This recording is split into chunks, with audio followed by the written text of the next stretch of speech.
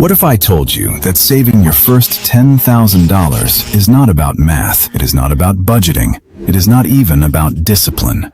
It is about something that happens inside your brain that nobody ever talks about. See, most people think money is a numbers game. Earn more, spend less, save the difference. Simple. But here is what the banks do not teach you. Here is what your school never showed you. And here is what even most financial experts completely miss. Your first $10,000 is not a financial milestone. It is a psychological one. And the moment you hit it, everything about how you see money, how you think about money, and how you feel about money changes forever. I know what you are thinking right now. $10,000 feels impossible. $10,000 feels like a number for other people. People who make more money. People who have better jobs. People who had a head start in life. But I want you to stay with me, because by the end of this video, you are going to understand something about money that most people never figure out in their entire lives. And once you understand it, hitting your first $10,000 becomes not just possible, it becomes inevitable. Let me start with a story. Two people, same income, same city, same age, same everything. Person A saves their first $10,000 after 2 years of trying. Person B never saves more than a few $100s, no matter how hard they try. Same income, different result. Why? Not because person A was smarter, not because person A worked harder, but because person A understood one thing that person B never did. Money is not just numbers in a bank account. Money is psychological.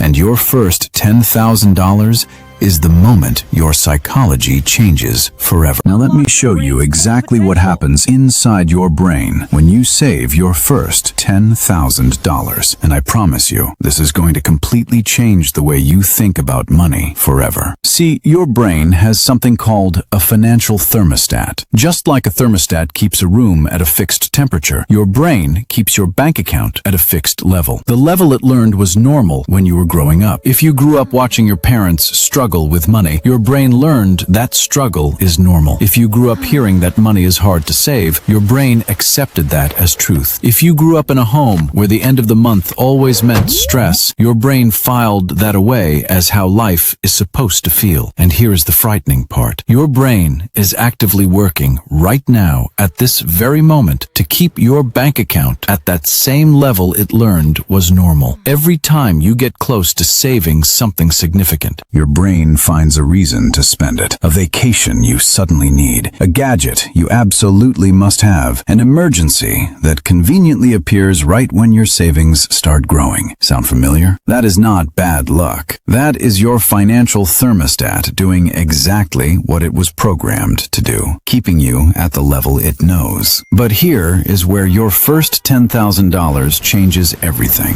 When you push through that thermostat, when you force your bank account past the level your brain thinks is normal, something extraordinary happens. Your brain recalibrates. It resets. It accepts a new normal. And that new normal, that new baseline, becomes the foundation for everything that comes after. See, most people think the hardest part of saving money is the math, but it is not. The hardest part is overriding your brain's definition of normal. And $10,000 is the exact amount where most people's brains begin to shift. Below $10,000, most people feel anxious. They feel like the money could disappear at any moment. They feel like they do not deserve to have it. But the moment you cross $10,000, something shifts. You stop feeling anxious about money. You start feeling like someone who has money. And when you start feeling like someone who has money, you start making decisions like someone who has money. You stop making panic purchases. You stop saying yes to things you cannot afford. You stop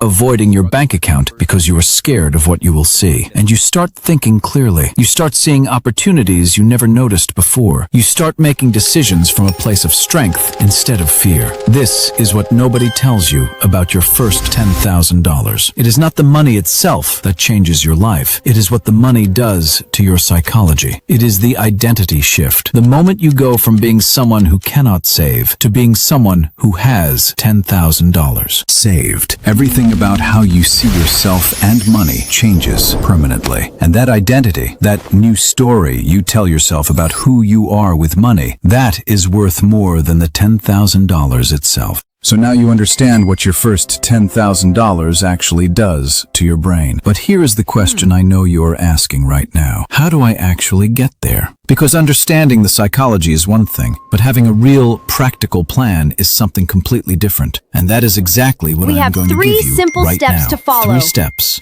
3 Let's simple master steps this roadmap that will together. get you to your first can hit 10,000 faster Look at this than you shortcut. ever thought possible. Not by working harder, It's not by faster than earning you more, ever- your but by brain working and with start your working brain with it. instead Step of one. against it. Step 1, make your savings invisible. This is Here's the the biggest mistake most people make when trying to follow the save crowd money. They straight wait into until bad the end of the decisions. month to save Stop whatever is wasting left your over. hard-earned And what money. is always left over at the end of the month? Nothing. Because your brain will always find a way to spend whatever is visible and available. So the solution is always simple. absolutely Make nothing. your savings disappear before your brain can see them. Set up an automatic transfer on the same day your paycheck arrives, even if it is just These are $50. valid starting points. Even if it is Even just small amounts are $20. perfectly the fine amount does energy. not matter right It is- now. What matters is that your brain never sees that money as available to spend. Because money your brain cannot see is money your brain cannot spend. Step 2. Protect your first $1,000 like your life depends on it. Before you can reach $10,000,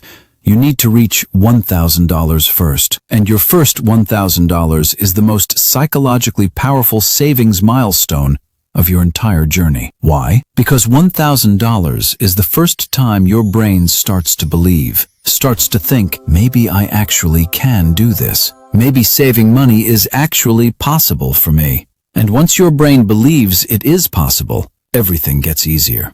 So protect that first $1,000 like it is the most important money you have ever had, because psychologically, it is.